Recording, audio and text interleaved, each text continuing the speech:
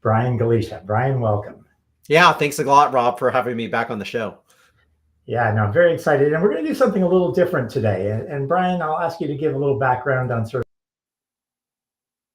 of the moment. But first, I want to share with you what we're going to be talking about today, which is your book, uh, Getting LinkedIn for Sales. And so Brian is the co-author of this, and it is by far my favorite book written around LinkedIn. So first, Brian, thank you for writing it, and your co-author. It lays out LinkedIn so well, and I think it's so important not just for partners in selling, Microsoft partners selling to their customers, but also selling inside of Microsoft. So I think that it's really important, and I'd love to pick your brain on that.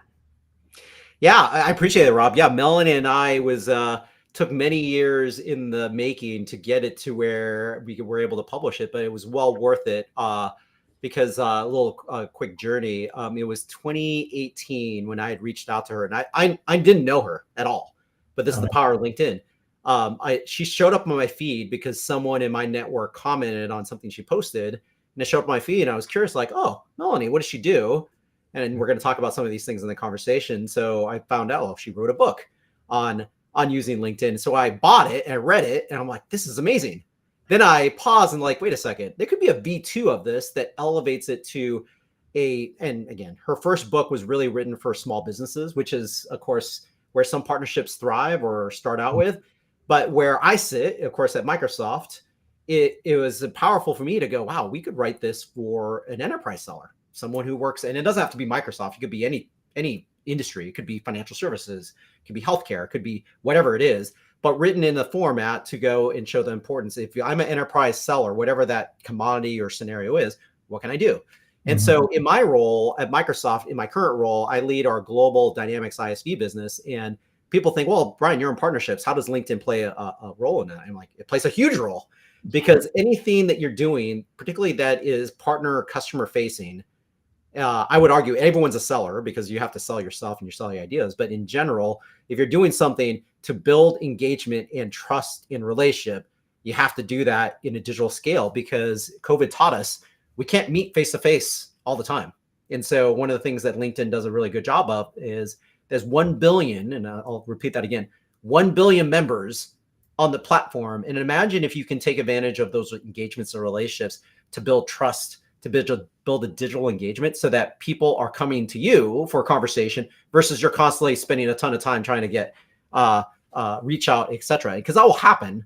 But I truly believe, and that's why my co-author believes in the same thing, that if you do the right stuff in LinkedIn, it actually helps to drive that digital trust and have the ability for you to have the right relationships and engagement, because people buy things from people or start conversations with people, but they may not be ready at the time you do that reach out. And so the beauty of LinkedIn is that if you stay digitally connected, you're going to remain top of mind, so that when their time is right to start something, a conversation, a partnership, selling something, buying something, whatever it is, you're going to be memorable. They're going to say, I remember Rob, I'm going to reach out to him, versus, right, like you just make that decision and you start in the process of who's in front of you. So, right.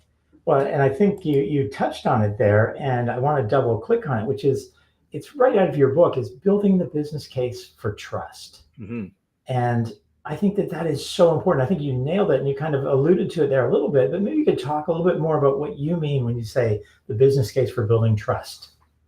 Yeah, I think a lot of it is authority. So one thing when you build trust is that people have to know that, are you an authority or an expert or kind of a subject matter expert, or whatever that is, to where you actually have a point of view and a trusted point of view. And part of that trust is, like with anything, you think about your own anyone's own personal situation. When do you buy something from someone, like a car or a house, or I don't know, whatever that unique use case is for you, and you envision that, I would have high probability that the reason why you did business with that person, not because you were forced to, sometimes you are, unfortunately, but sometimes you're not, you have a choice. And so when you make that choice, why do you make that choice to go do something with that person?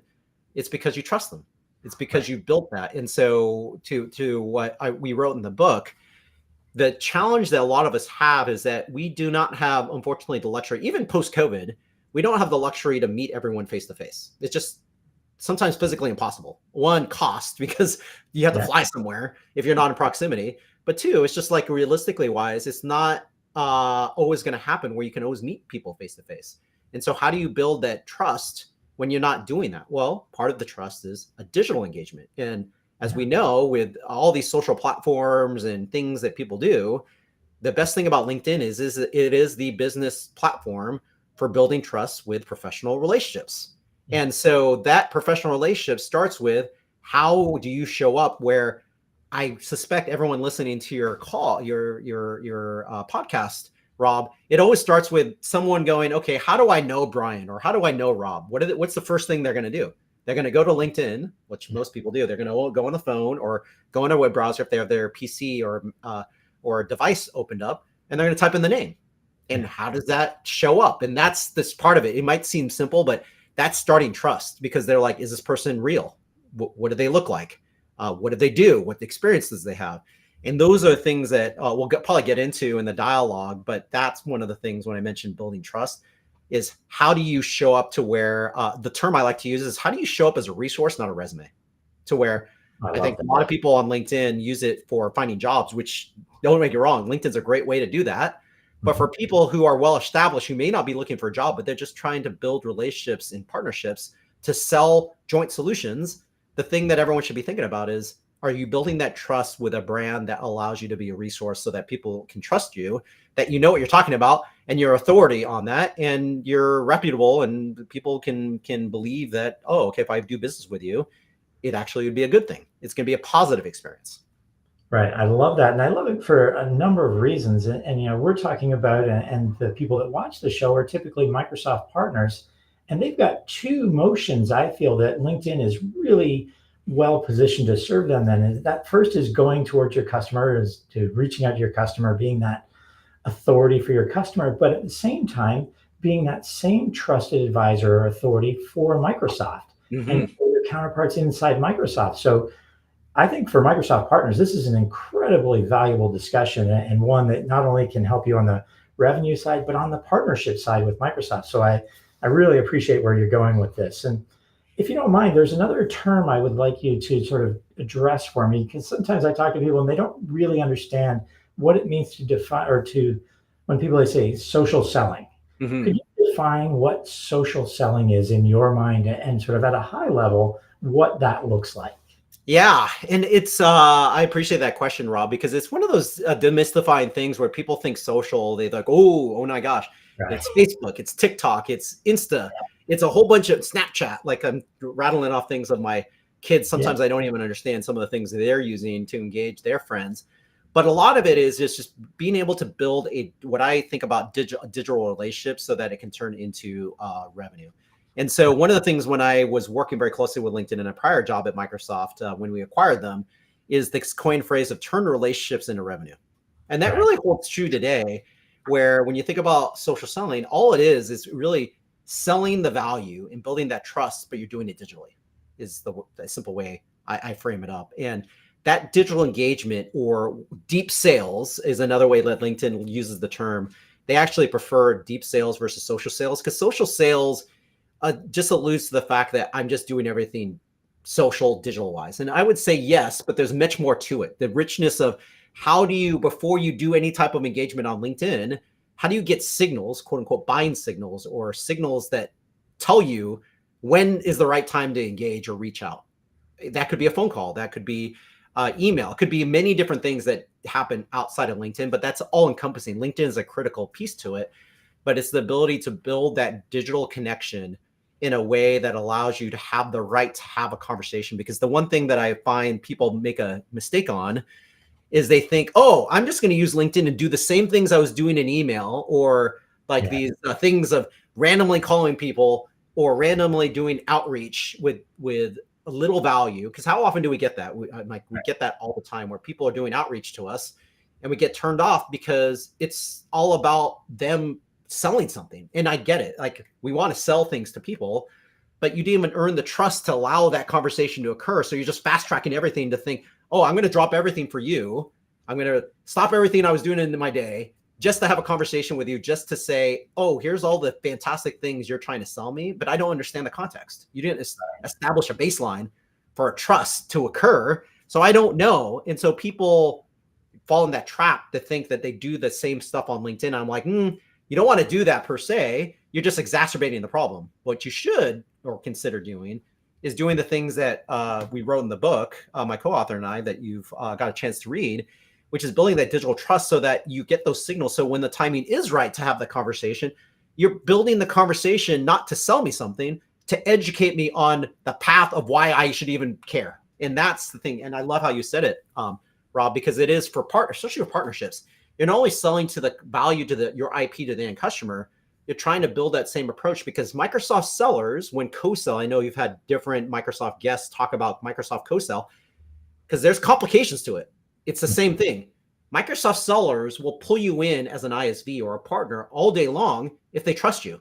But if they don't trust you, they're never going to pull you in. And then people think, well, why does this Microsoft seller want to work with me? Well, it's partly because one, they don't understand your value, or two, you haven't established any trust. Like, imagine you put themselves in their shoes. They're working with a multi-million-dollar customer account, and you're asking them to pull you into their conversation when they don't realize or recognize, like, what value is that going to bring? And can I trust you to help me drive that conversation versus, okay, I'm going to put a third party into my conversation, lengthen the sales cycle, or create complexity when I don't even know you. And so those are the things that you touched upon it, but I think that's part of the social selling, the digital trust that has to exist.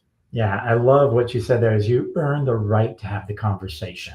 So you're not just moving spam email into LinkedIn. It's right. You're earning the right to have that conversation. And to your point, it's a conversation. It's not me just hammering away trying to sell you something, but me trying to educate you, to add value to what you're doing, both for your customers and for Microsoft, so that, to your point, the Microsoft seller understands what value you bring. They understand and they see they've built that level of trust with you over time, and by sharing the content and value. So I love that.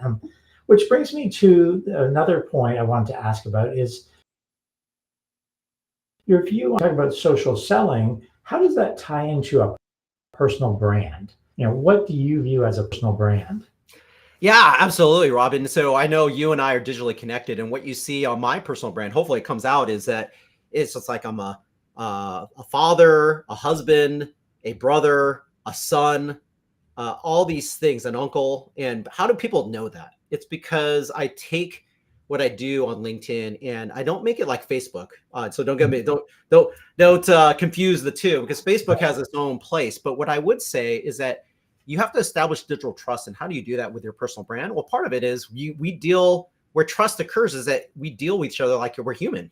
Like when you go on to events, because we all have, and you're having conversations with people, I guarantee for the most part, that conversation is not a one-sided conversation.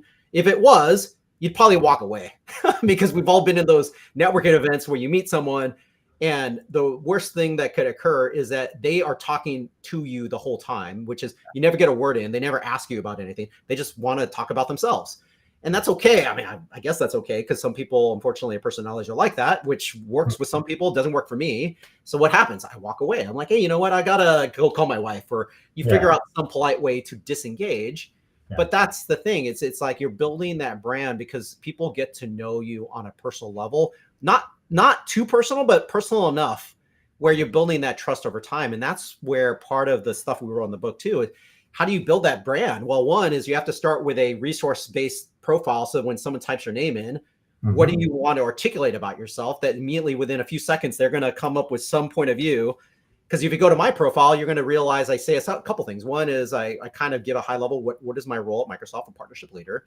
Two, I talk about I'm a published author. So people, it creates curiosity, like, oh my gosh, what'd you write a book on?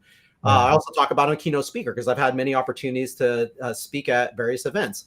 I also am a social selling, or in this case, a deep selling advocate. So they learn about that stuff fairly quickly. And then they go, oh, this is interesting. Seems like I want to have a conversation here. But before they reach out or do anything, what are they going to do? They're going to scroll down. They're going to go, okay, got my interest peaked. So they're going to scroll down, and then they're going to start to see more information that's going to build that up. And then what will happen is they'll either reach out to me, which sometimes people do, or they're going to follow me. They're going to start to pay attention to what I'm talking about. And then over time, because I'm consistent in the information I share, that's about many different things, via video, via newsletters, via different modes of information that people can consume, it builds that personal brand. So one, people know exactly what I do at Microsoft for the most part. And two, it creates that personal identity so that when partners are trying to start the journey, they come across me because I'm very visible Yeah. in what I do. And that's a good thing because, of course, leading the global Dynamics business, I want to attract Dynamics or ISVs who may be in other partner ecosystems to consider working in the Dynamics world, in the business world, because we know there's choice. There's all these other vendors that create CRM or ERP applications. I would love the opportunity to win that trust so that it may not be my team, but at least am amplifying. I'm doing my own ability to amplify that to go drive it. And it's not just Microsoft. If I ever left Microsoft, I have this digital brand that allows me to be multifaceted, to get opportunities to go do different things, because people view me not just as Microsoft, they view me as a person that has the ability to do a much more robust set of stuff, that I can talk about things that isn't just about Dynamics or Microsoft. I love that. And I think that, you touched on it a couple of times, but it's almost like bringing a little bit of humanity to your how you show up online, and how people view you, what they view, or their brand that you want to people to know you for. It's not just one thing. Brian is a complex individual with a big family and got lots going on, but he's an authority in these particular areas. And I think that goes a long way in building trust, in my opinion. Anyway, if I'm working with somebody, I don't just want to know that, Brian just knows about ISVs. Well, Brian's an interesting character. He's got a great family. He's got lots of interesting trips he's going on. And so that really helps me trust a person. So I love that. Yeah. And it builds commonality, because I think a lot of it is we all come from different backgrounds, etc. But I think the biggest thing is that background of the knowing, oh, where did this person come from? Where did they go to school? What are their interests outside of work? All those things come into play because it creates that opportunity to then allow that person to go, oh my gosh, we share the same thing. We root for the same team, or you're in the same, you like the same brand of car. I don't know, whatever I may have talked about in the past, it allows that commonality to occur, because then we have a bonding potential starting point to build an engagement or a partnership. No, I love that. So what I'd like to do now, Brian, is maybe transition to a little more tactical. And you said something that piqued my interest here. You said a resource-based profile. And I think that leads more into sort of the tactical day-to-day use of LinkedIn. And so maybe you could talk to us a little bit about what you look for in a profile, and what makes up a good profile on LinkedIn. Yeah, I'm going to tease out some of the things we talked about in the book, but I think the basic one is having a professional picture. It might seem weird or obvious for me to say that, but it really starts with that, because there are times where I come across people's profiles and maybe they do it for a reason. And so don't get me wrong. Your profile is your profile. That's your ability to share your brand. But sometimes when I see a picture that's a cartoon character, or no picture, or sometimes I see a cropped out picture, like you could tell that they were with someone, but they only cropped out themselves. It's like it's a starting point, because when people engage, they want to have a friendly face. They want us to be able to go, okay, do I know this person? Are they relatable? Is there, do I know what that person looks like? Yeah. So that's a starting point. Then the other things is the profile, when I say resource, what does that mean? I mean, you can kind of tell when someone writes a profile because they're looking for a job. And I get it. Or they've looked for a job, they have a job now, but they never went back to change it up to really say, how can I help serve you? Or how can I help support the conversation? Not about all these accolades, especially in sales. What typically I see a lot of, and don't get me wrong, sellers can do whatever they want, especially the good ones. The good ones, what do they end up doing? They talk a lot about themselves. They say, oh my gosh, I've hit club 10 years in a row and gone on all these trips and all this stuff. And I get it. Like, if you're successful in doing that and that works for you, fantastic. For those who don't maybe get the results they want, and I got this direct feedback from a buyer of mine, which was, I'm so grateful, but they said something, because they comment and say, Brian, I almost didn't want to talk to you because all you talked about was yourself. Like, you didn't say anything about how you could help me. Like, okay, you reached out to me and you offered up this ability to have a conversation. But when I went to your profile, it was kind of misleading, because everything you talked about was about yourself. You didn't say about how I can learn more about the thing you're articulating. And that was such a wake-up call for me. And the moment I made that subtle change, oh my gosh, it was a total difference, Right. because that's when you have a resource-based profile that allows you to serve other people without people asking. You just become an ability to serve, offer opportunity, or serve conversation, so that people can learn. And I think that's where it goes back to your original question on building trust and all that stuff. People buy from people or want to have engagement or partnerships with people. Yeah. And so when they realize that they can learn a lot without even being asked to pay for anything, you're just giving it freely, then it changes the game, because then people go, oh, I want to work with this person. And then ultimately, if you build that conversation, what will it lead to? It will lead to a conversation that allows someone to buy something or build a partnership. So that's what I look for in a profile is, one, is it personalized? Does it have the information that tells me a little bit about yourself? And are you offering up information so it educates me on not only what you do, but how it serves me to have a conversation with you? And those are things like, do you have stuff pinned to your profile, like in the featured section, that kind of draws attention to content, which is, I think, a very underutilized thing in LinkedIn that people don't take advantage of. But people should put things to say, if we're having an elevator conversation, like for 5 minutes, what would you say? What would you tell me? And that's what you can put in there. And then it's consistency. The one thing I always tell people, if they're going to get into LinkedIn and have this profile, of course, have it be very resource friendly, but then have a content strategy. What I mean by that is, if you're going to build this trust with people and you connect with people in a personalized way, you have to then have a strategy to educate them consistently, so they kind of see what their potential will happen if they create a conversation with you, and they can see that on a consistent basis, so that they can go in and go, oh, I know exactly what Rob's talking about, because you're an authority in partnerships, you're an authority in building these things regarding the Microsoft ecosystem, because you interview so many amazing, interesting people, Rob, that it's not just Microsoft, but you orchestrate conversation with partners who are working with Microsoft to get a point of view. And what happens?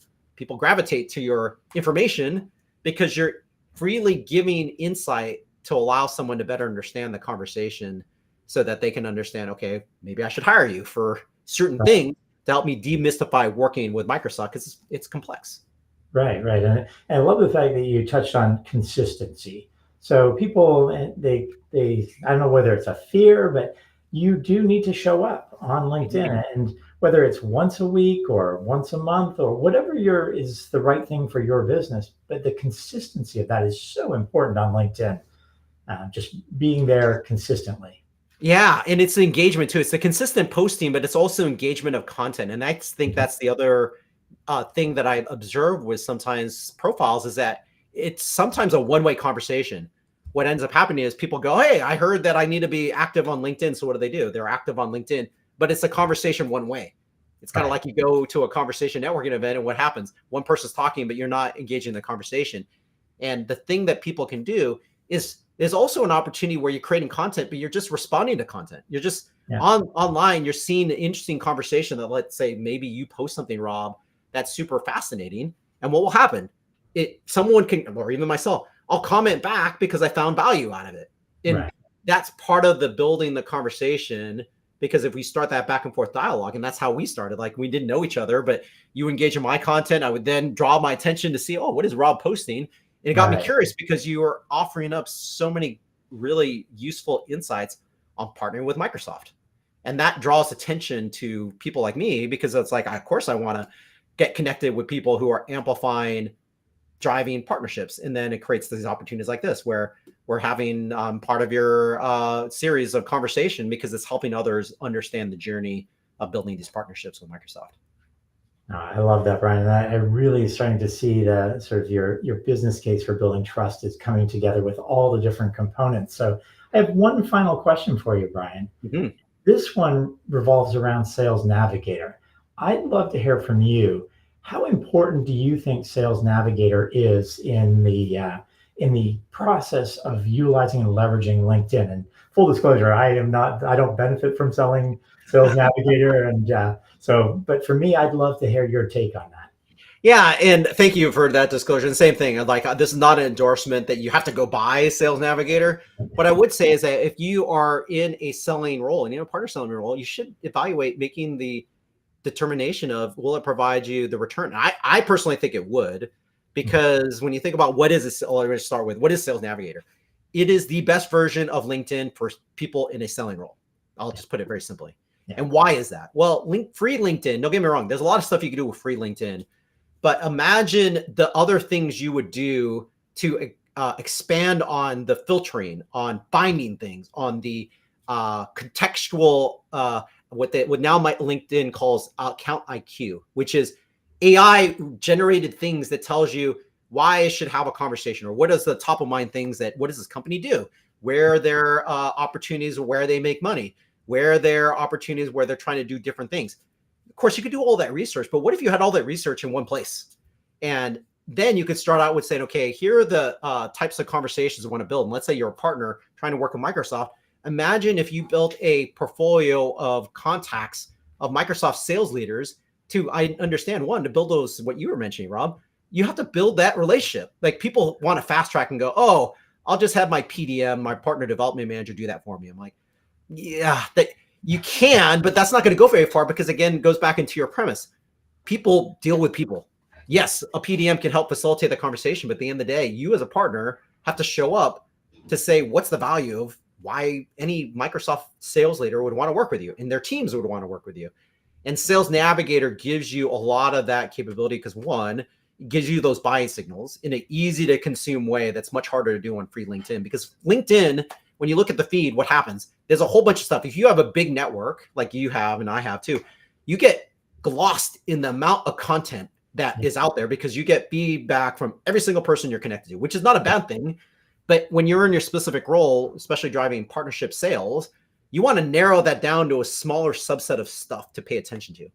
That's what Sales Navigator does. It gives you the ability to narrow down that focus, because it's for you to help you sell, not for broad updates, but for very targeted things. So the filtering, the capabilities are much stronger. And if you have a bigger organization and you're using a CRM tool like Dynamics or the other software company based in the Bay Area, guess what? You can actually, if you have the right subscription, you actually can integrate Sales Navigator with your CRM tool, which is even more powerful, because you're taking the best of breed of both things and putting it together. And those are the things of why Sales Navigator, I can go on, and I wish I could just kind of show a quick example going into LinkedIn Sales Navigator for those who've never seen it before.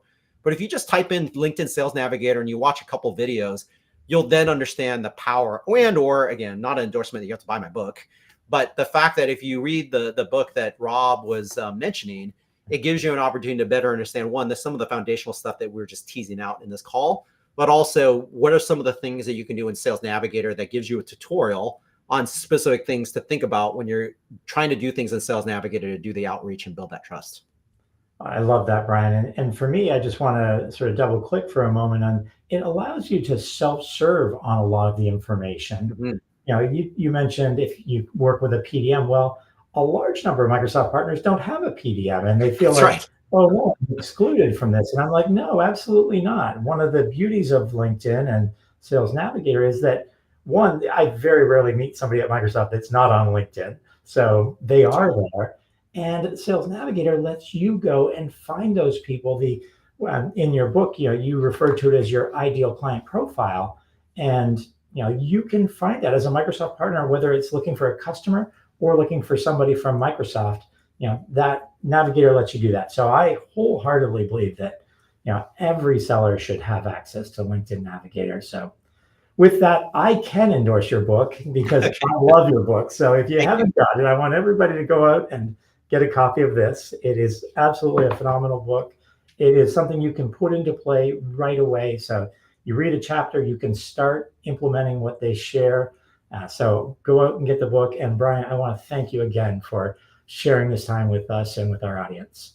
My pleasure, Rob. Anytime. I truly appreciate the great work that you continue to do in the Microsoft ecosystem. So I love it. Keep it up. And I look forward to other events where you're hosting other amazing speakers and insights, because I learn a lot just by listening to the podcast you have with other people. Perfect. Thanks a lot, Brian. Take care. Thanks, Rob. Okay. Take care, everybody.